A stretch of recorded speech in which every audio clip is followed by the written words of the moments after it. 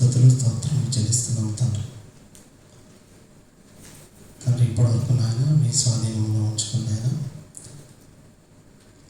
కార్యక్రమం ప్రారంభం నుండి ఇప్పటి వరకు సానుకూలంగా జరిగించినందుకే లెక్కలేని స్తుతులు స్తోత్రములు తండ్రి. మేము వింటున్నటువంటి ప్రతి మాట మీ కుమారులు మా ఆత్మీయ సహోదరులు పాడినటువంటి పాటలలోని పరమార్థాన్ని గ్రహించి పాట ద్వారా కూడా మా మనసులు మారే మంచి మనసును మాకు దయచేయండి.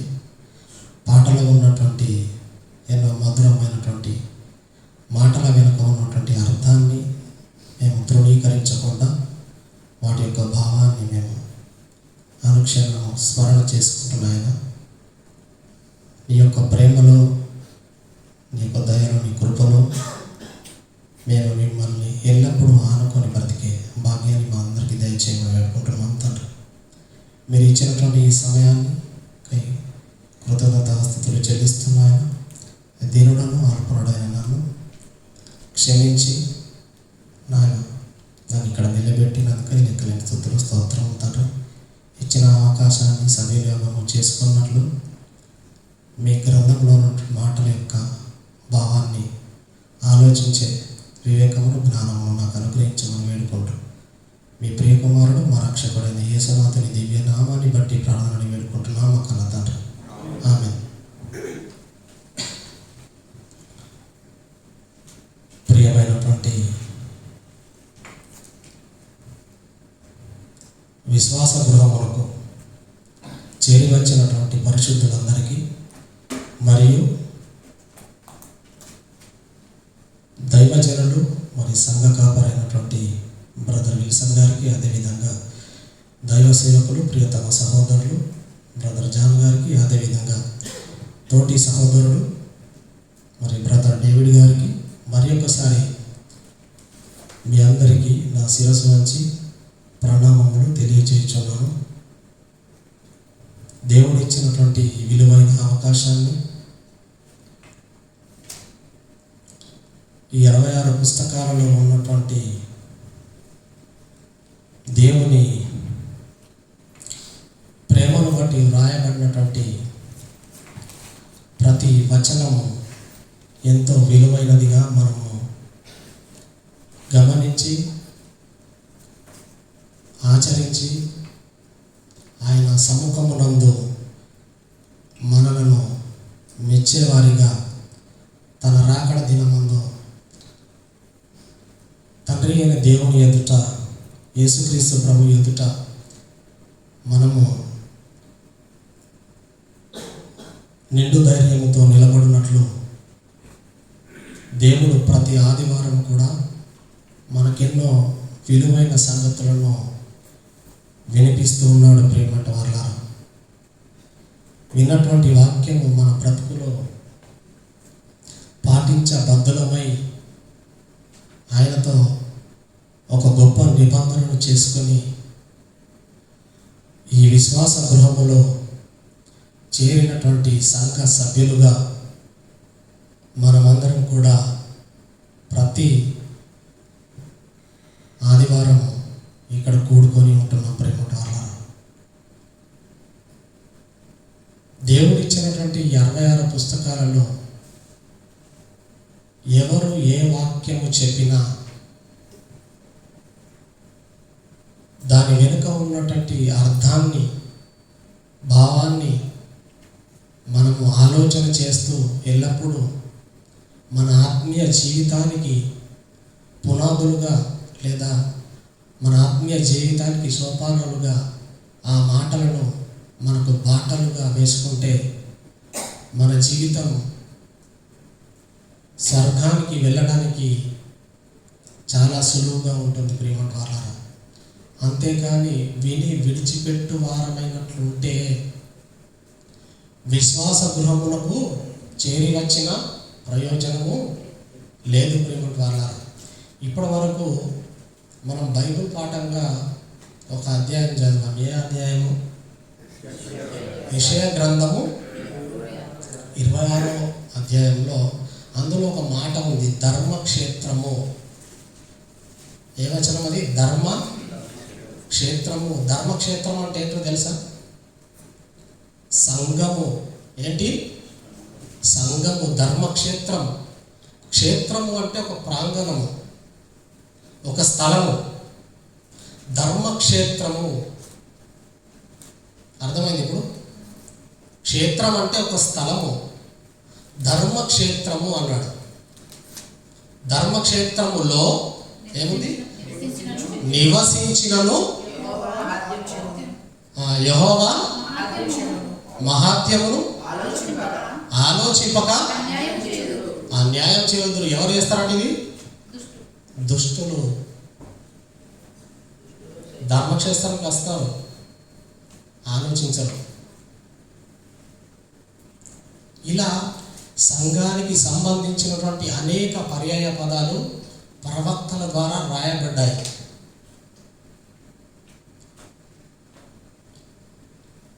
అబ్రహాము 8,000 సంవత్సరాల కిందటి వాడండి. ఇప్పటికీ సుమారు 4,000 సంవత్సరాల కిందటి వాడు. అబ్రహాము ఎవరి గురించి ఎదురు చూశాడో తెలుసా? ఎవరి గురించి ఎదురు చూశాడు?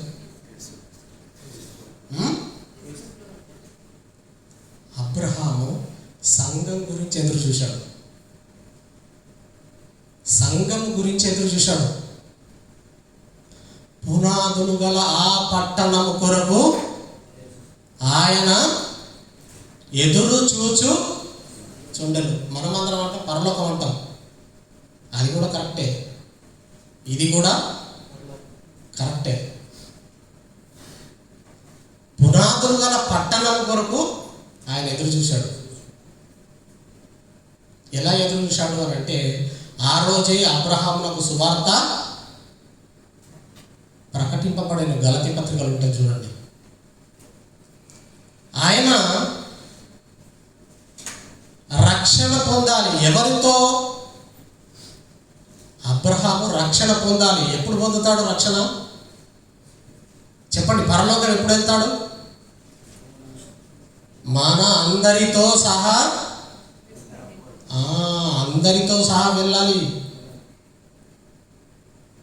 వీళ్ళు ఎప్పుడు వస్తారా, సంఘం ఎప్పుడు ప్రారంభమవుతుందా అని ఎదురు చూశారండి వాళ్ళు. యేసుక్రీస్తు ఎప్పుడు వస్తాడా అని ఎదురు చూశాడు. యేసుక్రీస్తు వచ్చి భూమి మీద దేవుని రాజ్యాన్ని ఎప్పుడు స్థాపిస్తాడా అని ఎదురు చూశారు వాళ్ళు. మీకు పాత నిబంధనలో ప్రవచనాలు చాలా ఉంటాయి సంఘం గురించి. కొండల కంటే ఎత్తుగా అని, చాలా గొప్ప పర్వతం ఉద్దేశించి మాట్లాడతాడు సంఘం గురించి యెషయా గ్రంథంలో. పర్వతము శిఖరము పైన. ప్రవక్తలందరూ దేని గురించి ఎదురు చూశారంటే సంఘం అండి. మనకే అర్థం కాలేదు, వాళ్ళకి బాగా అర్థమైంది. ఎవరికి?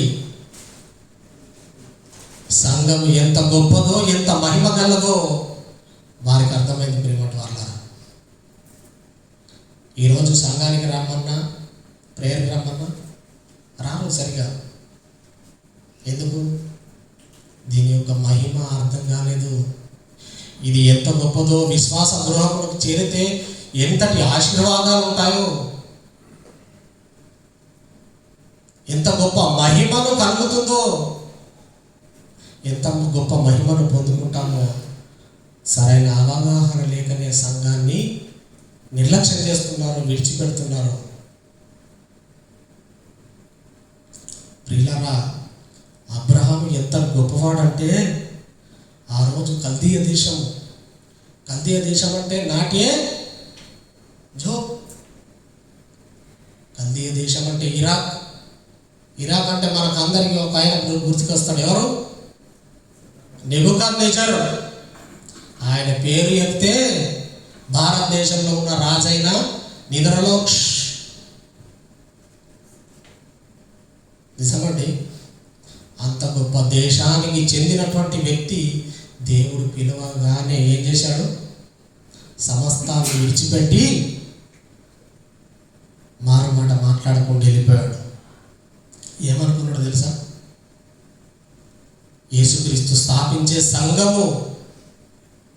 సంఘములో చేరిన వారు తమ స్థిరాస్తులను నమ్మి వాళ్ళు ఏ సుఖము భూమి మీద అనుభవించకుండా పరలోకానికి వెళ్ళడానికి, ఈ ప్రేమ సామ్రాజ్యాన్ని విస్తరింపజేయడానికి తన మాన ప్రాణాలను బలియాగంగా త్యాగంగా అర్పిస్తున్నప్పుడు నేనెందుకు అనుభవించాలి?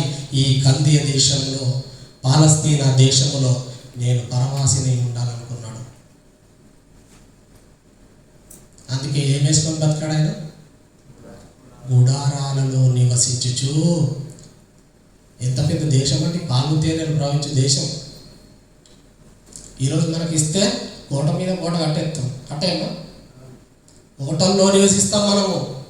అందుకే అన్నాడు, ఏమన్నాడు? నేను అబ్రహాము దేవుడను, ఇస్సాకు దేవుడను, యాకోబు దేవుడను అన్నాడు. వాళ్ళ క్యారెక్టర్ అంత గొప్పది ప్రేమ. వాళ్ళు ఎందుకు బతికారు తెలుసా? సువార్త ప్రకటించిన తర్వాత వాళ్ళకి అర్థమైపోయింది, అదే గొప్ప లోకం. సంఘము అనుభవించలేని ఈ లోకాన్ని నేనెందుకు అనుభవించాలి? మన సహోదరులు అనుభవించలేని ఈ లోకాన్ని నేనెందుకు అనుభవించాలని అనుకున్నారు ప్రేమతో. అలా ఎక్కడ వేస్తే అక్కడ టెంట్ వేసుకుంటూ వెళ్ళిపోయారు. ఏం వేశారు? టెంట్లలో, గుడారాలలో నివసిస్తూ ఊరికే ఉండలేదు. వాళ్ళు ఏం చేశారు? బలిపీఠాలు కట్టుకుంటూ వాక్య ప్రకటన చేస్తూ వెళ్ళిపోయారు ప్రేమ వాళ్ళ. ఇదంతా మాకు తెలుసు, మీరు ఎందుకు చెప్తున్నారు అనుకుంటున్నారేమో. ఇప్పుడు అసలు విషయంలోకి మనం వెళ్దాం ప్రేమ వాళ్ళ. వాళ్ళు ఎదురు చూసినటువంటి ఈ సంఘము గొప్పది, మహిమ గలది, యేసుక్రీస్తు రక్త తర్పణ ద్వారా జరిగినది ప్రేమ వాళ్ళ. యాకోబు ఎటు వెళ్ళినా దేవుని ప్రార్థిస్తున్నాడు, దేవునికి ఒక బలిపీఠం కడుతున్నాడు, ప్రార్థన చేస్తున్నాడు. ఇసాకు కూడా దేవుని ధ్యానిస్తూ ఉన్నాడు. ఇసాకు అట ఇంత విచిత్రం చూడండి, పొలంలో ధ్యానించాడట. ఎక్కడ? పొలంలో ధ్యానించాడట. మనం ఇంట్లోనే ధ్యానిస్తామా? దేవుడి గురించి ధ్యానం. దేవుడు నిన్ను చూసి ఒక మెచ్చుకొని ఒక బిరుదు ఇవ్వాలంటే ఆయనకి ఎంత ఇష్టంగా బ్రతకాలో మనం ఆలోచించుకోవాలి ప్రేమ వాళ్ళ.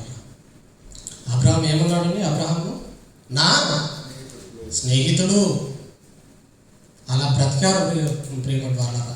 అప్పుడు సంఘము లేదు, పరిపూర్ణమైనటువంటి జ్ఞానం లేదు ప్రేమ వాళ్ళ. ఇప్పుడు సర్వసత్యం సంపూర్ణమై మొదటి శతాబ్దంలో వాళ్ళ ప్రాణాలను అర్పించి సంఘాన్ని ఏర్పాటు చేసి విస్తరింప చేశారు. ఆ సంఘంలో సభ్యులుగా మనము చేరాలి. ఎంతవరకు ఆ పరలోక మహిమ మనకు అర్థమైంది, ఎంతవరకు యేసుక్రీస్తు ఇస్తానన్న స్వాస్థ్యము మనకు అర్థమైంది ప్రేమట వల్ల. ఆయన ఇచ్చే స్వాస్థ్యం ఎలాంటిది, ఆయన ఇచ్చే గొప్ప జీవితం ఎలాంటిది ఏమైనా అర్థమైందా మనకి? అర్థం కాలేదు కనుకనే ఈ లోకంలో ఉన్నట్టు వంటి వాటిని ఆశిస్తున్నారు ప్రేమట వల్ల.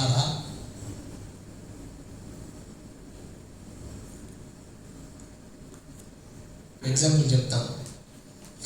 ఒక గొప్ప ధనవంతుడు ఉన్నాడు అనుకోండి. ఒక గొప్ప ధనవంతుడు ఇంట్లో అతనికి ఒక కొడుకున్నాడు అనుకోండి. నాయన నీకు ఒక మంచి BMW కార్ ఇస్తారా, సైకిల్ని విడిచిపెట్టరా అన్నాడు అనుకోండి. ఏమన్నాడు? BMW కార్ కొనిస్తాను నాయన, నీకు సైకిల్ను విడిచిపెట్టరా అన్నాడు అనుకోండి. BMW కార్ అంటే ఈ సైకిలే గొప్పది అని అన్నాడు అనుకోండి కుమారుడు. మరి వాడు జ్ఞానవంతుడా అజ్ఞాని? చెప్పండి. ఫెసిలిటీస్, కంఫర్టబుల్స్ దేని ఎక్కువ ఉంటాయి? BMWలో ఎక్కువ ఉంటాయి. సైకిల్ మీద పోతే అది ఎప్పుడో పంచర్ అయ్యేది తెలియదు. ఒక్క యాక్సిడెంట్ జరిగిందంటే దాని అడ్రస్ ఉంటుంది సైకిల్. నిజమేనా? ఈరోజు బయట వారంటే విడిచిపెట్టండి, క్రైస్తవుల పరిస్థితి కూడా ఇలానే ఉంది. ఎలా? సైకిల్ కోరుకునే రకం మనం. నిజమే, ఈ లోకములో ఆశిస్తున్నాము అంటే సైకిళ్ళు కోరుకునే రకాలు. మనకున్నటువంటి సంఘాన్ని స్థాపించిన, పరలోకపు తాళపు చెవులు ఇచ్చిన, తీసుకున్నటువంటి ఎవరు? పేతురు పరలోక రాజ్యాన్ని మొట్టమొదటి తాళం బద్దలు కొట్టి ఓపెన్ చేశాడు. ఎప్పుడండి? పెంతెకోస్తు పండుగ దినం రోజు. అంతకుముందేమో ఏ ఫ్రంట్లో తెలియదు, ఆయన నాకు సంబంధం లేదన్నాడు. అనడం లేదా 3 సార్లు? మరి ఎందుకు అంత బలపడ్డాడు ఆయన అంటే, వీళ్ళందరూ ఎప్పుడు బలపడ్డారో తెలుసా? మరణించి తిరిగి లేచిన తర్వాత 40 దినాలు వాళ్ళతో ఉన్నప్పుడు చూశారు ఆయన మహిమను, ఆయన గొప్పతనాన్ని కన్నులారా చూశారు. ఇది కాదు జీవితము, మరణించిన తర్వాత ఉన్నటువంటి జీవితము మహిమ గలది. వాళ్ళకి అర్థం కాలేదు. తలుపులు వేసినట్టుండే లోపలికి వచ్చేసాడు. మనం తలుపేసి వస్తాం బయట లోపలికి. ఏంటి ఆ మహిమ గల దేహం? వాళ్ళు కన్నులారా చూశాడు. ఒకటే నిర్ణయించుకున్నారు వాళ్ళు, ఇక ఈ సువార్త ఆపేది లేదు. మేము మరణించిన, మృతులలో నుండి లేపినటువంటి యేసుక్రీస్తును ప్రకటిస్తాం. ఆయన లేచినట్టుగానే మేము కూడా లేస్తాం అనుకున్నారు ప్రేమ వాళ్ళ. అలా అనుకొని మళ్ళీ చేపలు పట్టడానికి వెళ్ళారా? చేపలు పట్టడానికి అందులో మునిగిపోయారు బిజినెస్లో? లేదు. లోకాన్ని వెనుకకు తిరిగి చూడలేదు. పుట్ట బట్ట మాత్రం చూసుకున్నారు వాళ్ళు. అది కూడా అర్థమన్నాడు యేసుక్రీస్తు. ఏమన్నాడు? ఏం తీసుకెళ్ళద్దు మీరు. నిజంగా ఒక్క వ్యక్తి వచ్చి అడిగితేనే భయపడ్డటువంటి పేతురు ఆ మహిమను, ఆ జీవితాన్ని కన్నులారా 40 దినాలు ఆయన మహిమను కనపరుస్తున్నప్పుడు, అనేక రుజువులను, ప్రమాణాలను చూపిస్తున్నప్పుడు ఎంత బలం పొందారు ప్రేమ వాళ్ళారా వాళ్ళు. అప్పుడు నిలబడి ప్రధాన యాజకులు, సద్దుకయ్యులు, దేవాలయపు అధిపతులు అడ్డగించిన, మేము మీ మాట వినుట, దేవుని మాట వినుట కంటే మీ మాట వినుట న్యాయమా, మీరే చెప్పండి అని అంటే వాళ్ళు బెంబెలెత్తిపోయారు. ఏంటి వీళ్ళకు ఉన్నటువంటి ధైర్యం? విద్య లేని పామరులని వాళ్ళకు తెలుసు. తెలిసిన వాళ్ళ ధైర్యం చూశాట వీళ్ళు ఏమైపోయారట? ఆశ్చర్యపోయారట. మనం ధైర్యంగా ప్రకటిస్తామా ఎక్కడైనా? ధైర్యంగా ఎవరైనా అద్దంటే మాత్రం పరారైపోతాం, అవునా? వాళ్ళు మాత్రం ధైర్యంగా మీరేం చేసినా పర్వాలేదు. ఒక్కసారి కూడా లోకాన్ని వాళ్ళు వెలిగి చూడలేదు ప్రియమంట వాళ్ళారా. వాళ్ళ త్యాగాలే ఈరోజు మనల్ని అందరినీ ఇక్కడ ఏం చేశాయి? కూర్చుండబెట్టాయి ఇక్కడ మనల్ని అందరినీ. వాళ్ళ ప్రాణం, వాళ్ళ రక్తం భూమి మీద ఒలిగించబడింది. ఎందుకోసమో తెలుసా? మనమందరం ఇక్కడ చేరి దేవుని ఆరాధించడానికి, ఆయన వాక్యాన్ని ప్రకటించడానికి, అనుసరించడానికి, దేవుని ఘనపరచడానికి. మనం ఏ స్థితిలో ఉన్నాం ప్రేమ వాళ్ళారా? అది అర్థమైనటువంటి పేతురు, పరలోక మహిమ అర్థమైనటువంటి పేతురు సార్వత్రిక సంఘములకు పత్రికను రాస్తూ ఏమన్నాడు అని అంటే, మొదటి పత్రిక పేతురు 1వ అధ్యాయం చేయండి ఒకసారి.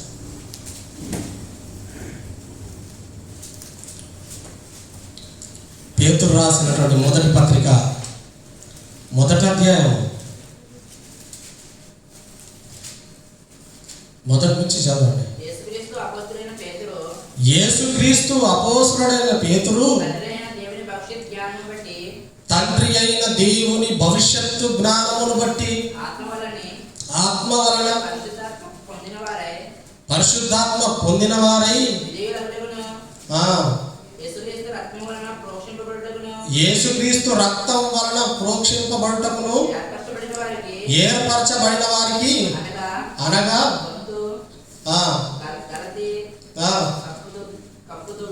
కప్పదోకియా, ఆసియా, బితుమయ్య అను దేశములయందు చెదిరిన వారిలో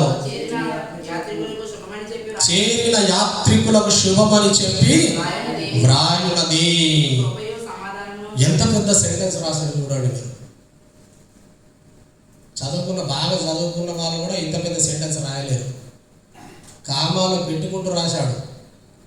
మరి ఒకసారి ఆ వచనం చదువు. యేసుక్రీస్తు అపోస్తలుడైన పేతురును తండ్రి అయిన దేవుని భవిష్యత్తు జ్ఞానమును బట్టి ఆత్మ వలన పరిశుద్ధత పొందిన వారై విధేయులగుటకును యేసుక్రీస్తు రక్తము వలన ప్రోక్షింపబడుటకును ఏర్పరచబడిన వారికి.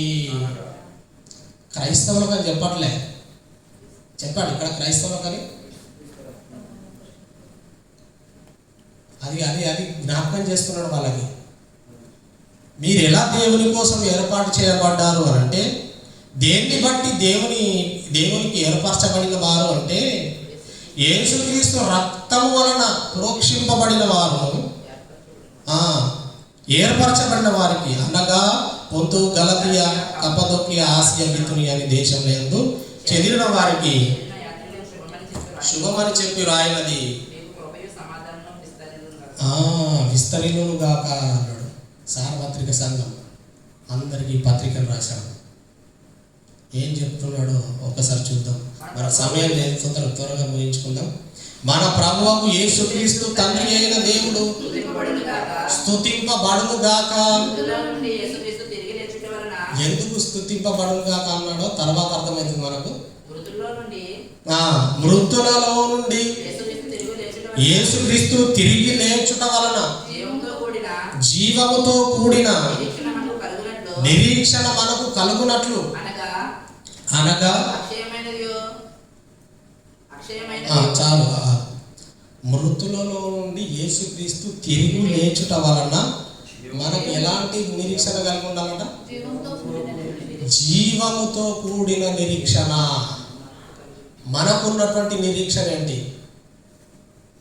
మనకున్నటువంటి నిరీక్షణ, దేవుని యందు నిరీక్షణ ఏ విషయంలో కలిగి ఉన్నాం? మనం ఈ లోక సంబంధమైన వాటిని పొందడానికి కలిగి ఉన్నామా? ఈ లోక సంబంధంలో ఏదైనా అనుభవించడానికి కలిగి ఉన్నామా? లేక యేసుక్రీస్తు ఇచ్చే జీవం కోసం కలిగి ఉన్నామా? మనం మాటలు చెప్తాం కానీ యాక్టివిటీలో మాత్రం కనబడుతుందా? మాటల్లో మాత్రం జీవంతో కూడిన నిరీక్షణ, కానీ యాక్టివిటీలో దేవుని మనల్ని చూసి కన్ఫ్యూజ్ అయిపోతాడు కావచ్చు. నిజంగా చెప్తున్నా. అది ఒక్కసారి మనం మాట చెప్పినాం కదా, అసలు ఇలా చేస్తారని నాకు తోచలేదు అన్నాడు బెనిహిన్ లోయలో. వీటి మనసు నాకు అర్థమవుతలేదు, నేనే కాన్నాను వీడిని అని కన్ఫ్యూజ్ అయిపోతాడు దేవుడు. జీవముతో కూడిన నిరీక్షణ కలుగునట్లును, అనగా అక్షయమైనదియు నిర్మలమైనదియు వాడబారనిది అయిన స్వాస్థ్యము మనకు కలుగునట్లు. ముందు హెడ్లైన్ ఇచ్చాడు. ఏమని హెడ్లైన్ వాడేశాడు. ఏమని? జీవముతో కూడిన నిరీక్షణ.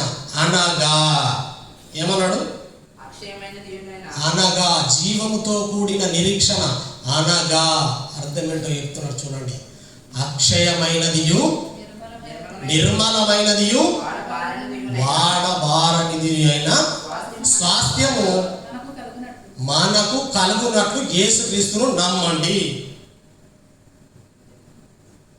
ఇది చెప్పాడు ఘంటాపదంగా. ఎవరికి? భూమి మీద ఉన్న సార్వత్రిక సంఘాలకు అన్నిటికీ ఈ మాటను ఘంటాపదంగా నొక్కి చెప్పాడు పేతురు. ఎందుకో తెలుసా? వాళ్ళు మనలాగానే లోకాశంలో లోతువారియలాగా నిండా మునుగుతున్నారు. ఒరే నాయన, యేసుక్రీస్తు రక్తం అర్పించింది ఈ లోక ఆశల గురించి కాదు, జీవముతో కూడిన నిరీక్షణ. ఎంత గొప్పదో తెలుసా? ఆ జీవంతో కూడిన నిరీక్షణ అంటే ఆ జీవం ఎంత గొప్పదో తెలుసా? నంబర్ 1 క్వాలిటీ అక్షయమైనది, నంబర్ 2 క్వాలిటీ నిర్మలమైనది, నంబర్ 3 వాడబారనిది. అక్షయమైనది అంటే ఎలా ఉంటుంది తెలుసా? చిన్న ఎగ్జాంపుల్ చెప్తాను. యేసుప్రభు వారు మరణించి తిరిగి లేవగానే మరియమ్మ గర్భడి అమ్మ దగ్గరికి వస్తే నన్ను ముట్టుకోవద్దు, నేను పరలోకానికి ఎక్కిపోలేదు తండ్రి. ఆ రోజు వెళ్ళి సాయంత్రం వరకు మళ్ళీ తిరిగి వచ్చాడు. ఏ శరీరంతో వెళ్ళాడు అంటే మహిమ గల శరీరం. ఎలా వెళ్ళాడు? అక్కడ ఇక్కడ మాయమై అక్కడ పరలోకం వెళ్ళాడా? నో, ప్రయాణం చేస్తూ వెళ్ళాడు. ఎలా ప్రయాణం చేశాడంటే ఆకాశ మండలం గుండా ప్రయాణం చేశాడు. ఆకాశ మండలం గుండా ప్రయాణం చేస్తున్నప్పుడు భయంకరమైనటువంటి వేడి కలిగినటువంటి కోటాను కోట్ల డిగ్రీ సెల్సియస్ కలిగినటువంటి ఆ నక్షత్రాలు, సూర్యుడు నక్షత్ర మండలాలను దాటుకుంటూ వెళ్ళిపోయాడు. ప్రేమ వల్ల నాశనమైంది ఆ శరీరం. మనం 100 డిగ్రీలు ఉంటేనే మొత్తం వేడెక్కిపోద్ది. మనం 100 డిగ్రీలు ఉంటే మాడి మసి అయిపోతాం. మనం కోటాను కోట్ల డిగ్రీల సెల్సియస్ తట్టుకునేటువంటి ఆ శక్తి కలిగినటువంటి దేహం ప్రేమ వల్ల అక్షయమైనది అంటే అనేబుల్ టు డిస్ట్రాయ్. ఏంటి? అనేబుల్ టు డిస్ట్రాయ్ అంటే నాశనము. నిర్మలమైనది, సమయం లేదు, నిర్మలమైనది. అక్షయమైనది అంటే అనేబుల్ టు డిస్ట్రాయ్. నువ్వు AK-47 తీసుకొని డడ్డ కాల్చినా ఉంటావు, అవన్నీ మన టూత్పేస్ట్ దొంగకుంటాం కదా, అలా అయిపోతుంది బుల్లెట్స్ అని. నిజం. ప్రకృతిలో ఉన్నదేది కూడా దానిని నాశనము ఏది బంధించలేదు. ఎంతో గొప్పది ఇస్తానన్నాడండి. అబ్రహాం ఆనందించాడు తెలుసా? ఎందుకో తెలుసా? మేమందరము ఇగో అజయ్, ప్రకాష్, అక్కడ సిస్టర్స్, బ్రదర్ డేవిడ్ గారు, జానన్న, నేను, బ్రదర్ విల్సన్ గారు, వీళ్ళందరూ ఒక గొప్ప శాస్త్రాన్ని పొందబోతున్నారని వాళ్ళు ఆనందించారండి. ఎంత గొప్పది అంటే అసలు వర్ణించలేని గొప్ప మహిమగల శరీరం అది. చంద్రుడి మీదకి వెళ్ళడానికి అంట 300 కోట్లంట. ఏంటి? శరీరం కాదు, సూటు. ఏంది? సూటు తయారు చేయడానికి 300 కోట్లు. ఎన్ని రోజులు పడుతుంది చంద్రుడి దగ్గరికి వెళ్ళాలంటే? హెవీ స్పీడ్, ఒక సెకండ్కు 9 కిలోమీటర్ల వేగంతో వెళ్తే రాకెట్లో దగ్గర నేలను పట్టచ్చు తిరిగి రావడానికి. అలాంటిది మహిమగల శరీరం ధరించుకున్నటువంటి యేసుక్రీస్తు వితిన్ 10 అవర్స్లో పరలోకానికి వెళ్ళి తండ్రికి కనపరుచుకొని, తండ్రికి ప్రణామం చేసి, తండ్రితో హగ్గు చేసుకుంటాడు లేదా? చేసుకున్నాడా లేదా? చెప్పండి. చేసుకుంటాడండి తండ్రిని. ఎందుకంటే ఆయన ప్రియ కుమారుడు. ఎంత ఆనందించాడో, జయించిన వీరుడు వచ్చాడని. పరలోకంలో ఉన్నటువంటి దేవదూతలందరూ సాష్టాంగ నమస్కారము చేశారు ప్రేమటి వాళ్ళారా. అలాంటిది 10 అవర్స్లో తిరిగి వచ్చాడు. నాశనం కాదే, అన్నీ సైడ్ అయిపోయాయి,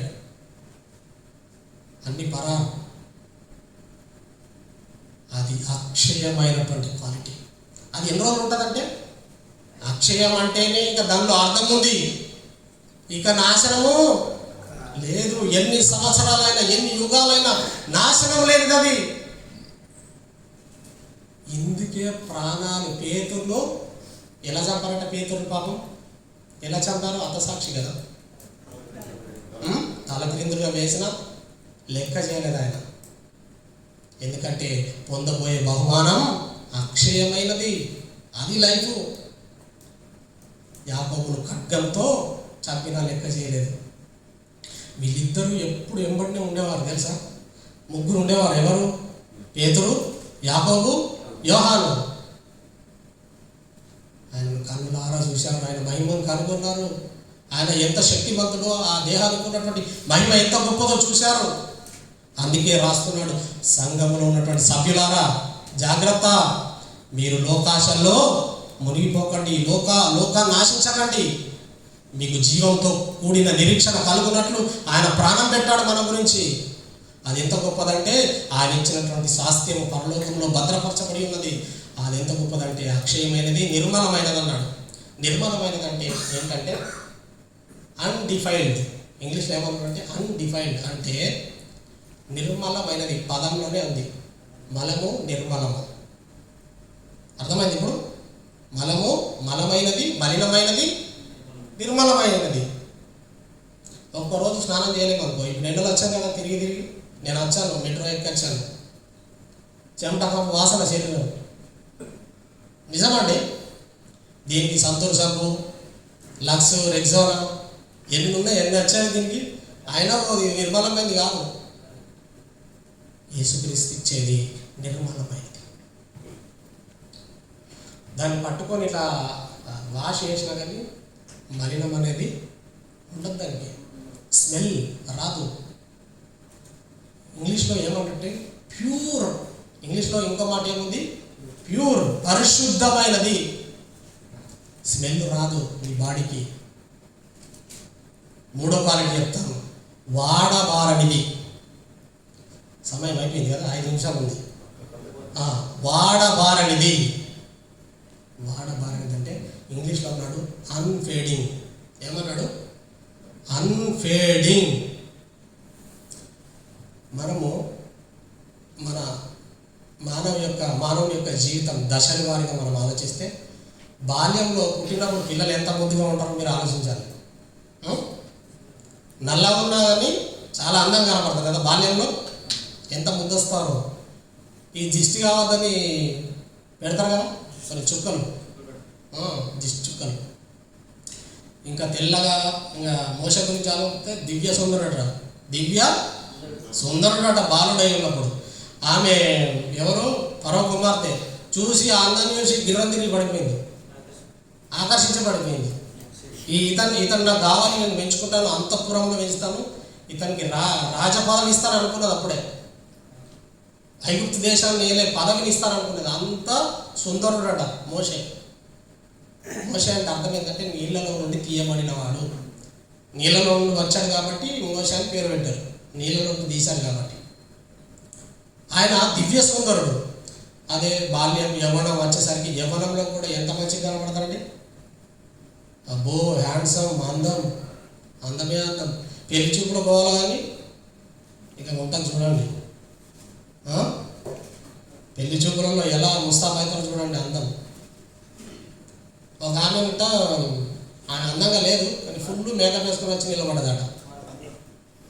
బ్యూటీ పార్లర్ ఏది ఫేమస్ చూసింది, వచ్చి నిలబడ్డది. పెళ్లి రోజు చాలా అందంగా కనపడ్డది. మళ్ళీ పెళ్ళి అయిపోయాక మొత్తం ఫేడ్ అయిపోయింది. ఏమైంది? ఫేడ్ అయిపోయింది. అమ్మ నన్ను మోసం చేస్తామన్నాడు.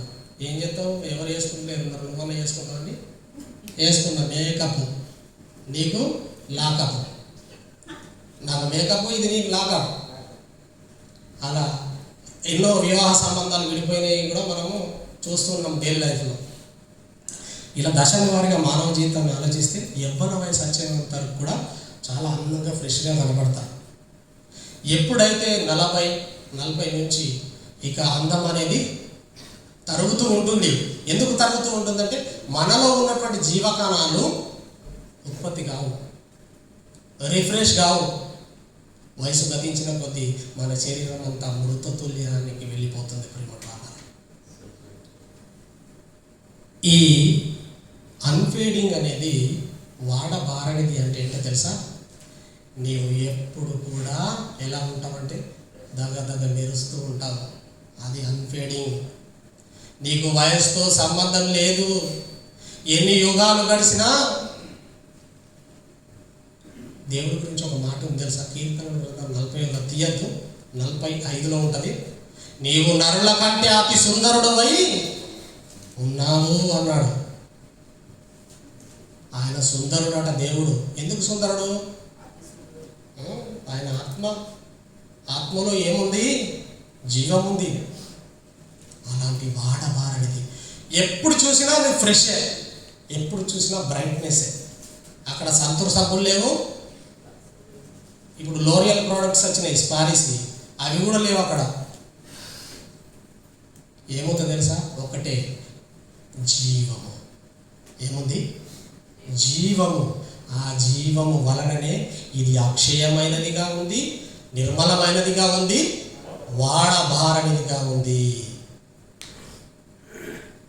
ప్రియులారా, ఇంత గొప్ప మహిమ పరలోకములో ఉండి ఈ మహిమ దేహం మనందరికీ ఇస్తానన్నాడు. చివరిగా ఒక మాటను చూసుకొని ముగించుకుందాం.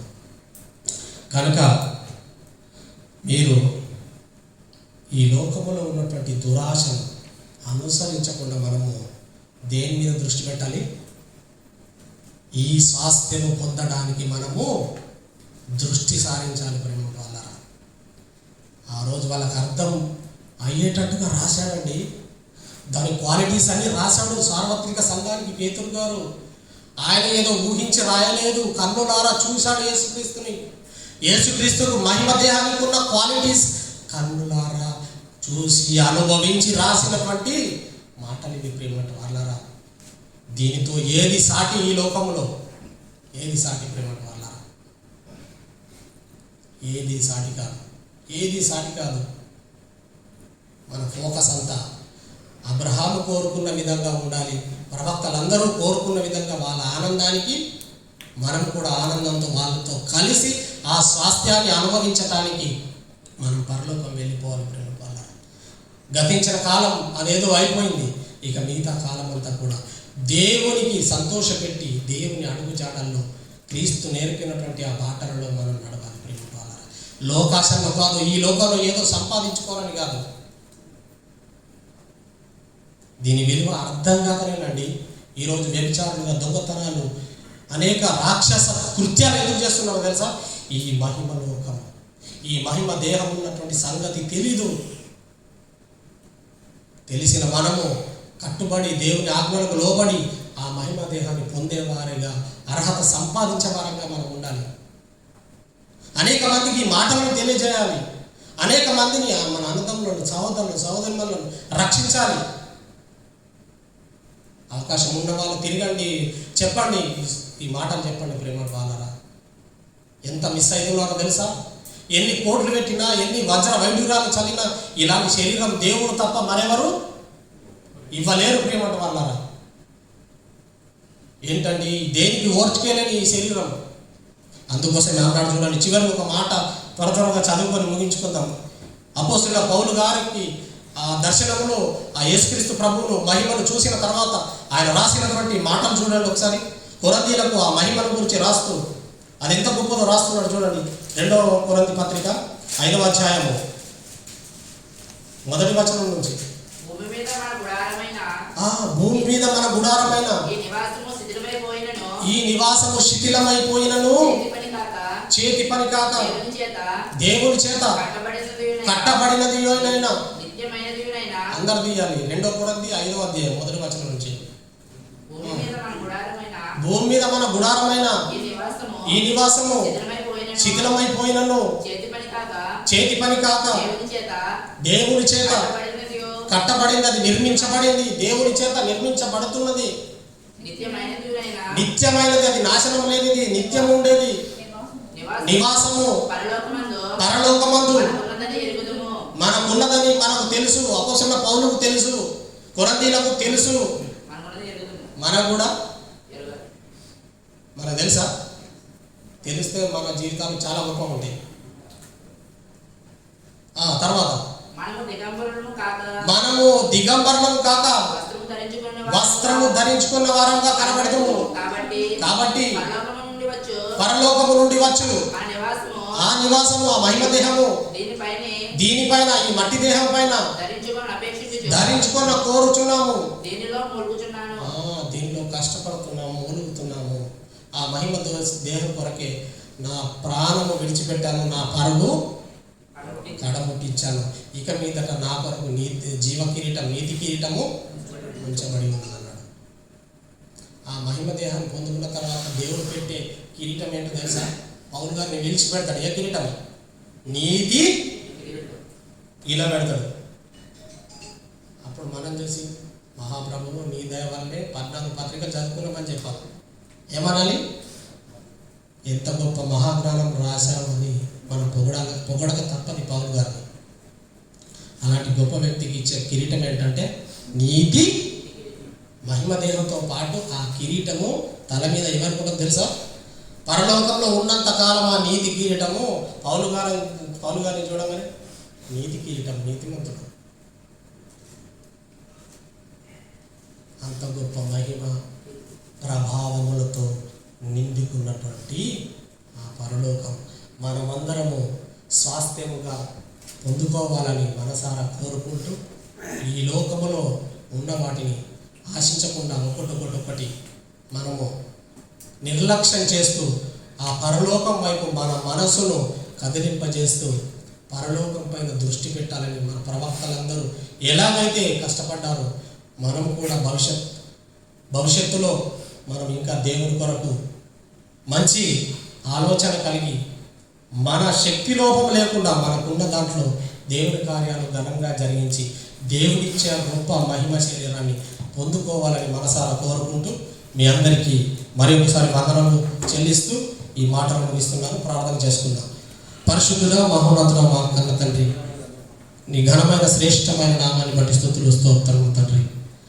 దేవా, నీవు ఇచ్చినటువంటి మహాలోకం యొక్క గొప్పతనము, నీవు ఇచ్చినటువంటి మహిమ దేహం ఎంత గొప్పదో నాకు తెలియకనే తండ్రి ఈ లోకంలో ఉన్న వాటిని ఆశిస్తూ లక్షల రూపాయలు వెచ్చించి కష్టపడుతున్నాము, వాటిని అనుభవిస్తున్నాము తండ్రి.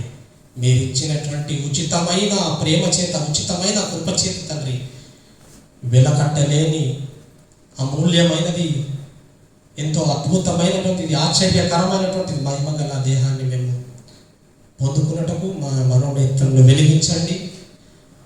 మీ వాక్య ప్రకారము మేము ప్రవర్తించినట్లు మాకు జ్ఞానము గల హృదయమును, వివేకము గల వివేచనను దయచేయమని వేడుకుంటూ మేమందరము మీ సన్నిధిలో పవిత్రులుగా, పరిశుద్ధులుగా, నిర్దోషులుగా బ్రతుకున్నట్లు పరిశుద్ధాత్మ జ్ఞానమును, సహాయమును ఇక్కడ కూర్చున్న మాకందరికీ సకల లోకములో విశ్వాస గృహంలోకి చేరేటటువంటి పరిశుద్ధులందరికీ దయచేయమని వేడుకుంటూ ఈ ప్రియమైన కుమారుడు సర్వలోకనాథుడకు యేసుక్రీస్తు ప్రభువు నామమును బట్టి ప్రార్థనని వేడుకుంటున్నాం మా కన్న తండ్రి. ఆమేన్.